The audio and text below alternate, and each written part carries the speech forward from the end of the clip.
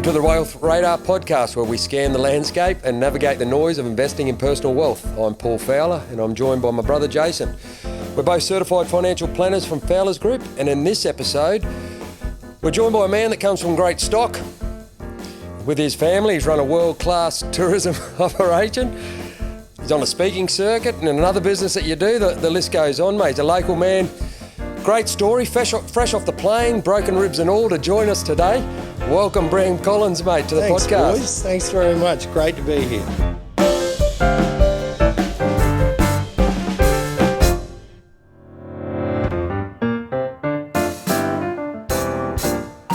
Mate, it's really good that you've joined us. Thanks for coming in. It's glad we could fit you in your schedule before you shoot back out to God's country. Mate, we've spent some time together socially out at Oak Park races, which I'm sure will come up at some point in our conversation, because I'm sure it's played a bigger part in your life than my little part, which is God's country to me. But, mate, I guess the story would be interesting is the story of the Collins family itself, before we get into Bram's journey. Yep. And I was fascinated doing a little bit of research before. It goes back into the 1800s, and you were basically, if I'm correct, the first family to come north and graze up this way, up outside of Garnet and Undara and that area. Is that correct? Yeah, that's correct. So family came from England, made their way out here in 1836, which we're proud to say we came on the top deck, not underneath. They came out on a scheme called the Bounty Scheme, where they had a job lined up. William Collins was the first fella, and he worked for a bloke down around the New England tableland, Armidale sort of area. And they had 14 kids, so no home and away back then, you know. And 10 of them were boys, and of those boys that were old enough to work, they were paid in cattle. Oh, okay. And it wasn't long before the Collinses had too many cattle on the place that they were working. Yep. So the couple of the boys were sent out to find land, and they kept moving north. And at the time, the northernmost settlement on the east coast of Australia was Bowen. Okay. So there was no settlement north of Bowen. And so in 1861, they had arrived up in Bowen, and there's a big story that goes with that. And they'd followed the Burdekin River right up, following the trail of an explorer called Leichhardt, who came up there in 1845. And as he went along, he used to blaze trees just to mark his track, you know, a bit Hansel and Gretel kind of story, where he could come home on the same trail. Anyway, one of their livestock, which is a great story, but one of their livestock sort of wandered off at night time, and when they caught up with this Bullock, they were well off where they thought they were going, and they found a creek, and they followed the creek down, and that became the land they settled. So they pegged out, you were allowed leases of 100 square mile.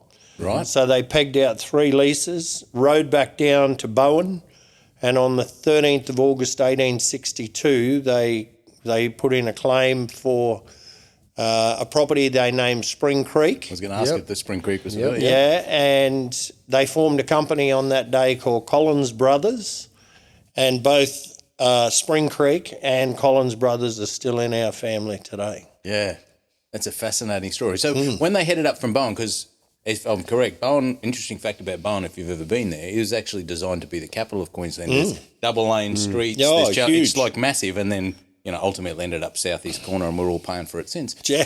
Imagine the difference, That's right? another story.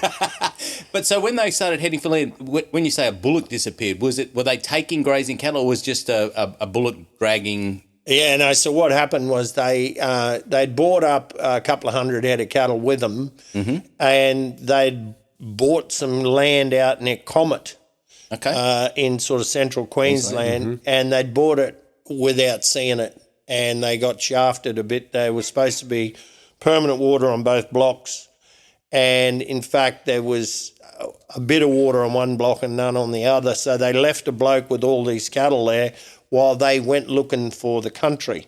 So they had a Bullock team with all their gear. Yep. And there was Thomas and Charles Collins and a few other fellas. And what happened was at night time they would pull up, unyoke the bullocks from the bullock wagon, and they'd hobble them. So people who don't know what hobbles are, they're like handcuffs for animals, right? A chain in the middle of two straps. And anyway, the lead bullocks, so they'd have two and two and two and two, and right out the front there'd be a single bullock, and he's the lead bullock, and the bullockys use him to turn and change direction, you see. So he's pretty important in this whole thing. And they put a bell around his neck, and at night they'd hobble him out and hobble all the bullocks, and they always knew where he was because they could hear the bell ringing. In the morning they'd go out and get him, unhobble him, bring him in, and they'd feed the bullocks. So that's when all the others had come in. So this night, they'd been like 3 nights without water. And this old bullock named Nobby had smelt water on the wind, and he's thirsty, see? So he busted the hobble straps and went looking for water. And in the morning, they woke up and they couldn't hear the bell. So they tracked him, and Thomas was riding around the edge of this black tea tree scrub, and he could hear the bell ringing in the scrub. So he rode in, and Nobby had found a spring coming up out of the basalt. Right. And that's how that led them to the land that became Spring Creek. Now, that Bullock's bell, Nobby's bell, is on my dad's office desk in Youngaborough. Wow. Oh, there you go. How good's that? So that's, I mean, it's fascinating for me. I mean, fascinating the history, but the fact, the legacy of the history, the generation, how that's still so important, obviously, to someone like you, and that through. So, like, there's with the other two stations, the other two leases that were pegged out, was one of those Rosella? No. So the 300 square mile that they had, They ran, so in 1864, so if I can just give you a quick sort of timeline. So 1861 they went up there, they pegged it all out, they rode back down to Bowen, and think about this, like you're riding a horse from up around Mount Surprise, down the Burdekin River, past Charters Towers, all the way down to where Ayr and Home Hill are, and then down to Bowen, down the coast. So when you say just ride back to Bowen, it's a couple of weeks. It's a fair hike. It's a fair hike. That's still a solid 10-hour drive today. Totally. And so anyway, they went down there. 13th of August 1862 was when the lease was stamped. They rode back down to Comet, mustered the cattle, bought them back up, didn't know much about northern wet seasons, got caught in a big wet season, sat on the bank of the Burdekin for a couple of months, waiting for it to go down, and they got back to Spring Creek in 1864 with cattle. So there's been cattle on Spring Creek since 1864. In 1899, by this stage, Thomas had married and had 3 kids. He had a daughter and 2 sons. One son was named Noble Victor Collins, and his younger brother was Thomas Bramwell Collins.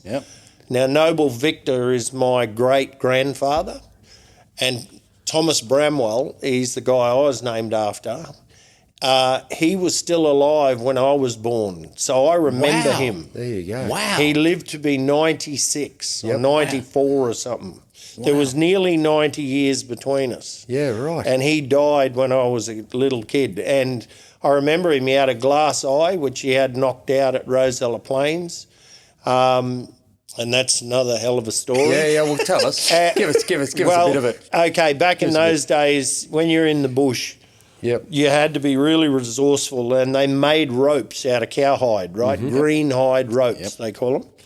And so they would plait them, and in the end of these green-eyed ropes, they'd plait a big brass ring in it so you could put the tail through the ring and you have a lasso. So he's thrown a green-eyed rope over a young horse's neck, an unbroken horse he's going to break in. And in one movement, the horse flicked its head and the rope came back and hit Bram in the eye, or hit him in the face and tore his eye out. Jesus. And not quite all the way, so he took the pocket knife out and finished the job. Wrapped it in a bit of calico. An Aboriginal woman on the property tended to his eye socket with a bit of Bush medicine, yeah. bush medicine. He rode 200 mile on horseback to Georgetown, and it went to the hospital up there, and they had one look at his eye, threw it in the bin, retreated the patch, and he rode home. Jeez, these are one tough hombres, aren't they? So he rode 160k or whatever. Yeah. Just to throw his eye in the bin. That's unbelievable.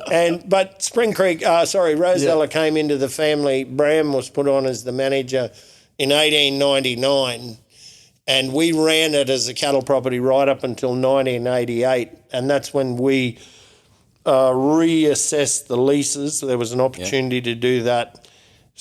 Dad saw the potential in the caves, or the lava tubes, as they were later we were to work out. And he decided that we were going to go from being a grazing family to being a tourism operator. And, he was about my age at the time.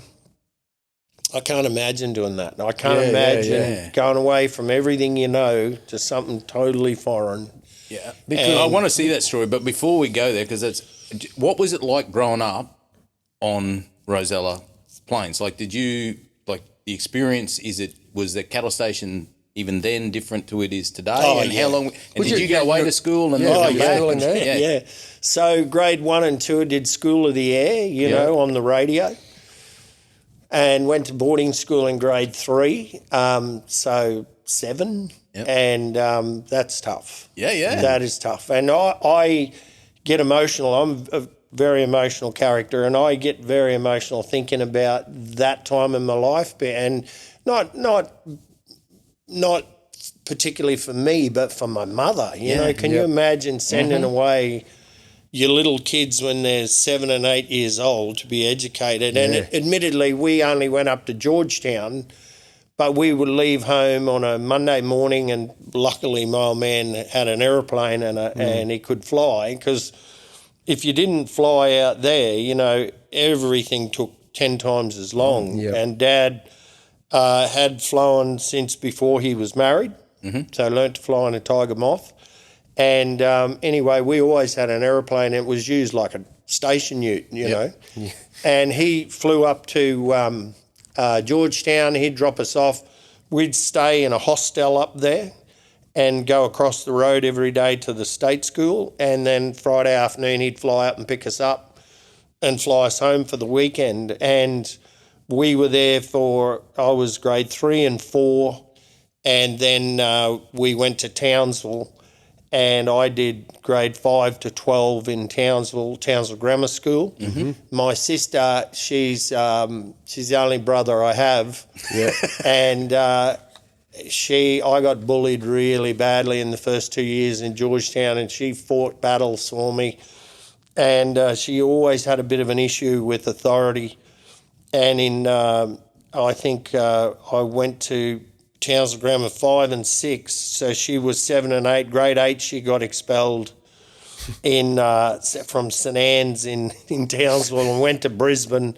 2 years there, got expelled, and finished in Charter Towers.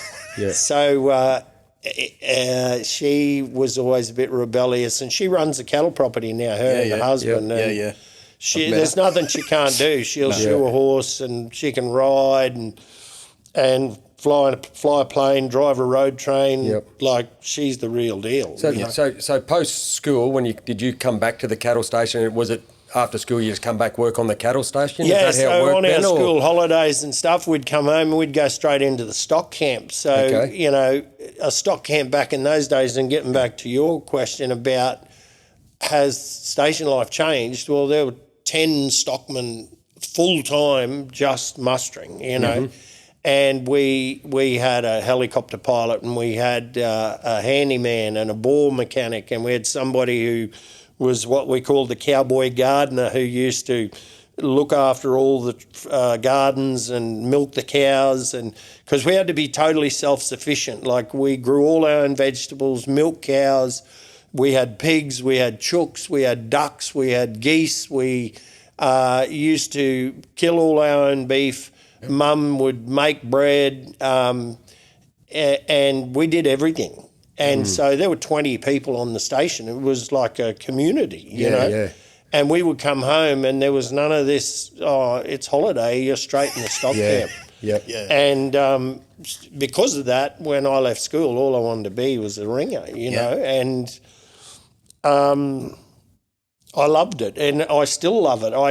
I still feel that I'm a stockman pretending to be somebody else, you know. And that's weird because I think we all go back to what we know best. It's our comfort zone, and I didn't know about comfort zones back then. But it was interesting in our pre-chat. We were just talking about when I mentioned in the open about how you broke a rib on your skiing holiday on day 2 or 3. You mentioned, and I said to Bram, "So what? That's it? Your skiing holiday done?" He said, "No. I just whacked a couple of Panadols and way on." I said, "Nothing like getting rolled on some horses. I've done that plenty of times in my day." And back then, that's just what you had to do. And because there was no wound you could see, the head stockman said, "Oh, you're all right, come on." And you can't bandage it up or anything, and you're moving like you're riding a horse. And, you know, being a stockman is it's hard work, you know. You're always moving. And you just got to toughen up. I'm wincing here, right? Because I have damaged a rib, and that is one level of pain. Oh, it is. And I think then on top of that, you got to ride a horse and jolt. Oh man, it only hurts when you breathe. Exactly. But mate, did you? I read a little bit of info. You ended up in the States for a little bit. Went over there. What was that like? Yeah, that was great. So of course, right, we living here in North Queensland. We're living in the basalt, so just rock everywhere because of the volcanoes out there. Learned to shoe as soon as I learnt to ride, you know. So we had to. It was so rough. We had to carry shoes in our saddlebag with us, and and so anyway. A mate of mine who, Russell Lethbridge, he's from Warrington Station out near Oak Park. He went on an international agricultural exchange program. So he went and worked in Wales, in England for 6 months, and then he worked in the States for 6 months. And we were great mates before he went away. And I'd see him at Oak Park as a kid, and we always talked about cowboys and, you know, the whole thing and how cool it would be to work in Texas. Anyway, he rings me up. This is 1986, and he rings me up, and I'm a stockman at Rosella, and he says, "Hey, mate, I've been in Texas a few weeks, and you know how we used to talk about being cowboys once?" He said, "It's everything we ever imagined and more." He said, "Whatever you got to do, mate, get over here." And so myself and another mate, James Atkinson from Lucky Downs, we got talking and we said, "Come on, let's do it." So we sold everything we had. I had a car, so I sold my car and sold whatever I could get, raised a bit of money, and Russell did some work on the old fella over in, he was working for in Texas. So we went over to Bay City in Texas, so which is south of Houston, so, you know, Dallas, Fort Worth, Houston and Bay City. So we're just near the Gulf of Mexico. And anyway, we were going to be there 3 months and no green card or nothing. So we just turn up, and the deal is that we're going to work for our food, right? So we get to this ranch, and the first job we got is we're putting in levee banks because they're planting rice, and they're going to have a rice paddy. And so day one, we've just arrived the night before, straight into the Cowboys bunkhouse, and we're out there, and this yellow Cadillac drives through these fields, dust everywhere, and this big beanpole of a bloke gets out, old fella, and he's got a white straw hat on, and he's got cowboy boots up to his knees with his jeans tucked inside. And he walks over and he says, "My name is Leonard Cornelius." He says, "You can call me Mr. Cornelius or you can call me Sir." He said, "Russell here tells me that you guys are going to be working for your food." And he said, "And trust me, you will work." And he got in his car and drove away. I thought, this is good. how good's this going to be? And by the end, he was one of our best mates. Yeah. He was a great fellow. So how long did you stay? 3 months. So we worked for a month, hired an RV and drove around America for a month, and then worked for another month. And the third month they paid us. So that was... So it's not like the Yellowstone that we see on telly. It's not quite like that. But I tell you what, there were some similarities. Yeah. Met some incredible people. There was a Mexican guy I've never forgotten, and they call him wetbacks because he, like us, was an illegal immigrant, and he swam across the Rio Grande, and his name was Jesse. And this is 1986, right? So we were getting paid $22 a day, and Jesse was getting paid $22 a week. Oh. And Jesse had his family there, and he looked like Manuel the Bandito. He seriously had a little mustache, and it was a sort of, if he could have waxed it. And he didn't wear a sombrero, but he wore a hat. And he was a great fella and worked hard. Look, we all worked hard. And there was another guy there who was Amish, and I'd never met Amish people before, and he drove a horse and cart, and they had no zippers, only buttons on their clothes, and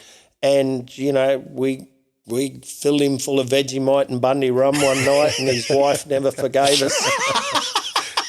So,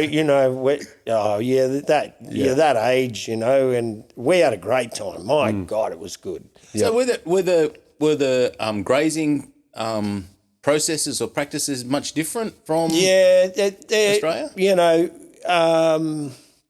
Come to think of it, like you muster here, you muster over there, it's the same thing. They have different practices. Like we would all get on our horses in the morning and ride out nice and steady, walk out. They jump on and canter wherever they're going to go, you know. And they all wear chaps and there were a few things that are different. Like we used to go to this one bar in the middle of nowhere. It was a crossroads, and it just had a bar there. And it was called the El Maton National Hall, and we'd go there every Saturday night. You go there during the week, there's only 3 people there. Yeah. You go there on the Friday, Saturday, Sunday, and there'd be 300, And you could not get in if you didn't have a hat on. Like you had to have a cowboy hat. It was like, over here, please wear shoes. Yeah. Please wear Over there, wear a hat. Wear a hat. So if you didn't, you can't come in, mate. You haven't got a hat. I saw a bloke there one night. He had them woolly chaps on. It looked like he had a sheep tied to each leg, Good stuff. But look, I'd never grown rice before, and so we'd never seen a car phone before. And this old fella, this is 86, this is 86, America, right? And they've got these big F-250s. Yep. And they've got like a phone that we would have, a desktop phone, bolted in between the seats, and you pick it up and you got the curly cord. And we got photos of each other sitting there with the phone to our ear. Oh, unbelievable. So, mate, you come back to Australia. Yep. And straight back to the station, yes. I take it. And at this point, your old man has started setting the wheels No. motion. So in 86, we're grazing cattle. So grazing?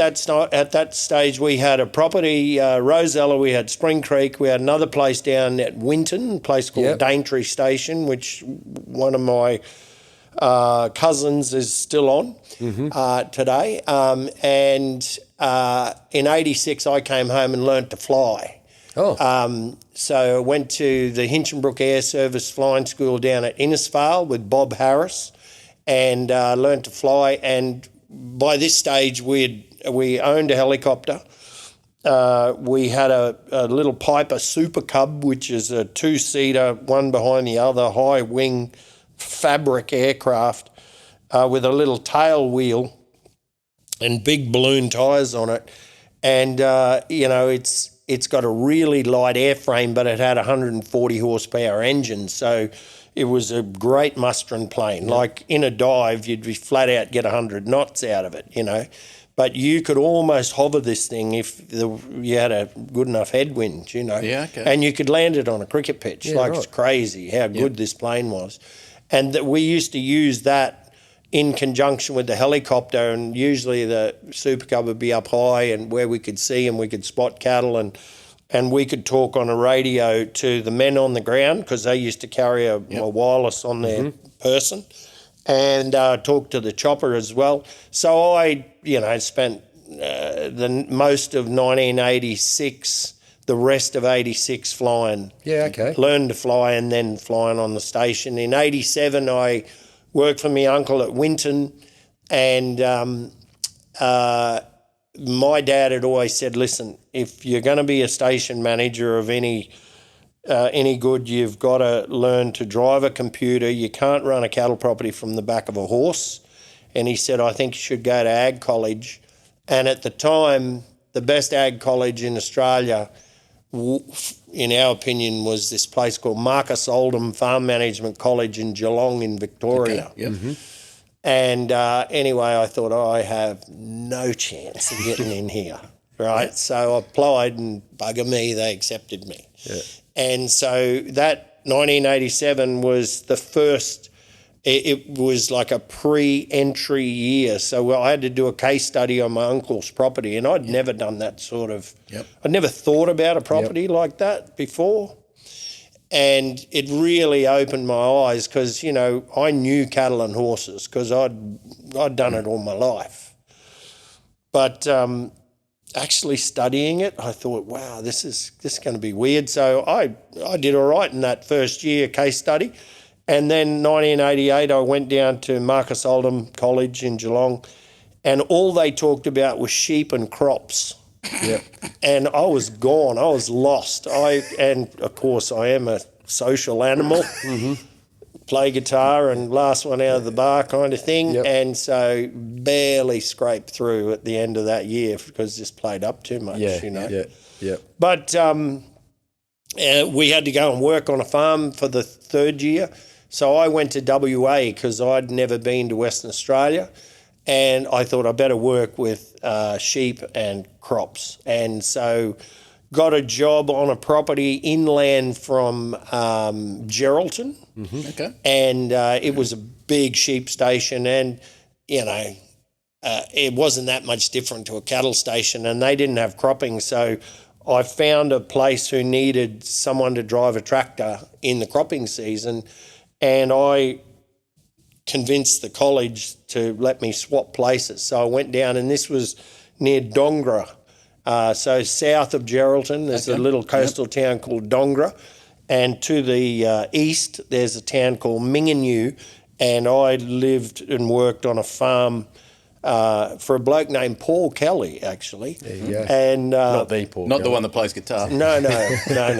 But he thought he was funny. He had two daughters, and he called them the coloured girls.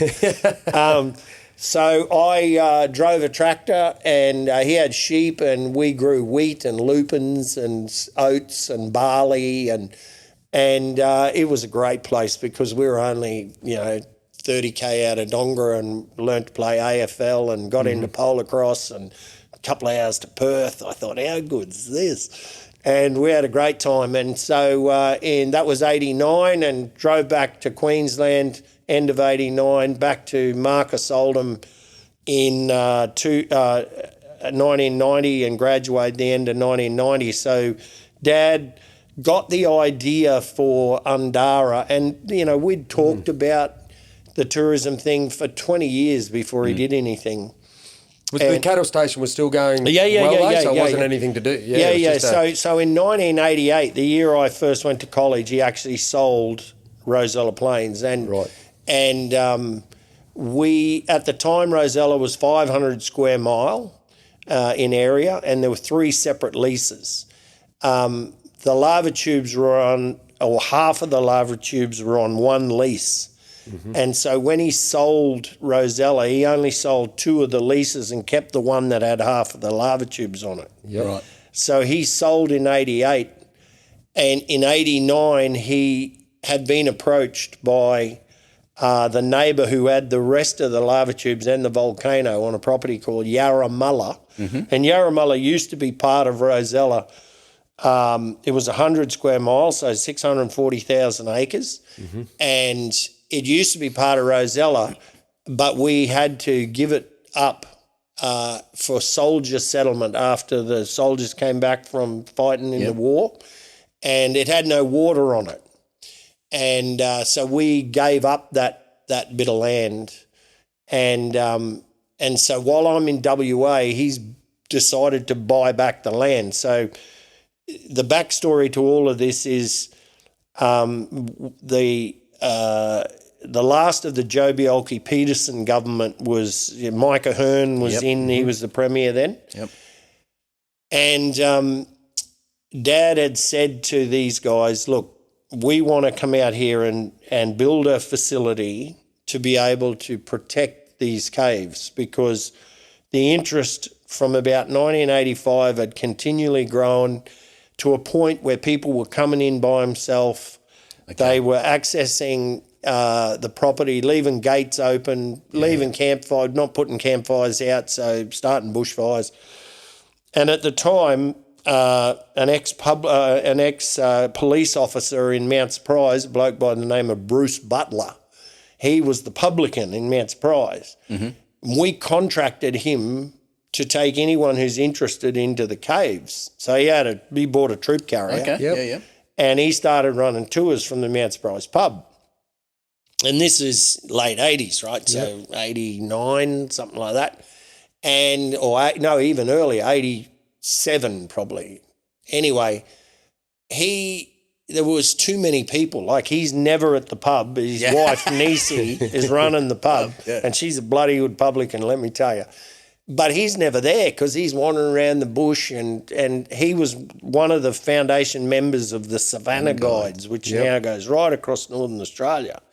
And so Bruce comes to Dad one day and he said, listen, you guys need to seriously consider whether you're going to run cattle or you're going to run tours, because I reckon there's a business here. Yeah. Because in like 12 months, he took 1,000 people in an 8-seater troop carrier. Yeah, right. Wow. Like just out of the pub. Just out of the pub, right? Yeah. And so Dad decided in 88, right, we're going to do this thing, sold those 2 leases. 89, when I'm in WA, he's bought Yarramulla. So we get home from WA at the end of 89, and we did a bangtail muster on Yarramulla Station. And as I'm going back to college in 1990, we now own Yarramulla. And so we've got all of the hollow sections of Lava Tube and the volcano. Mm-hmm. And we bought it on the understanding that the Queensland government had no plans of making a national park there. And it cost $1 million, right? So not nothing. We gave it away. Yeah, and then bought it back, right? Yeah. And so it's significant investment. And we said to the Queensland government, it's not like we don't trust you, but we want this in writing that you're not going to change your mind. Mm-hmm. And they said, no problem. So we got an agreement with them. In 1990, there's an election. Yep. And that mob got turfed out, and Wayne Goss gets in. Yep. And one of his election promises was, I'm going to double the size of national parks in Queensland. And we said, well, we're right, because look here, we got this document. And he said, well, we didn't sign that, so we don't have to honour that. And he said, and what's more, if you don't sell it to us, we'll resume it under the power of land resumption. It's leasehold property. And so we want it. And it was all about doubling the size of national parks. It wasn't about take what they need to preserve this fetre. Yes. It was about let's get as much as we can. And thankfully, by that stage, the first thing we built was a 1,900-metre gravel airstrip. Yep. We spent over $1 million building a resort using train carriages. If you've been to Undara, everything is up on stumps. And that's not by accident, because we thought, should we ever have to leave this site, we want to leave it as natural as it was when we got here. So everything, the decks, the carriages, everything was on stumps, even the buildings we moved in. And so Dad had a plan, he was... Well, it's been a fascinating conversation so far with Bram, and as you've probably figured by this point, he loves to chat and tell a story. And so the chat with Bram went for much longer than we'd scheduled, so we've had to cut it in 2. So we're leaving it there as with Jerry's plan. and we'll come back in the next episode and talk about the journey with Undara and what Bram's doing post that. But Paul, it's been fascinating conversation, don't you think? No, it's been excellent, mate. I've loved the story the whole way along of the Bram, or the two Brams actually, in this particular part of the story. But please, everyone, head to the Wealth Radar Facebook page, post some feedback. Give us a big thumbs up if you can. If you have any questions, feel free to throw some up there as well, and we'll see you next episode for part 2. That's great. See you then. Cheers.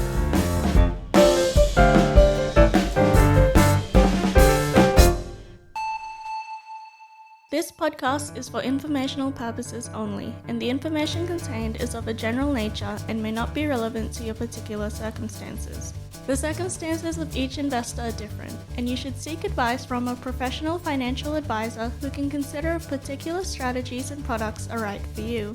In all instances where information is based on historical performance, it is important to understand this is not a reliable indicator of future performance. You should not rely on any material on this podcast to make investment decisions and should seek professional advice.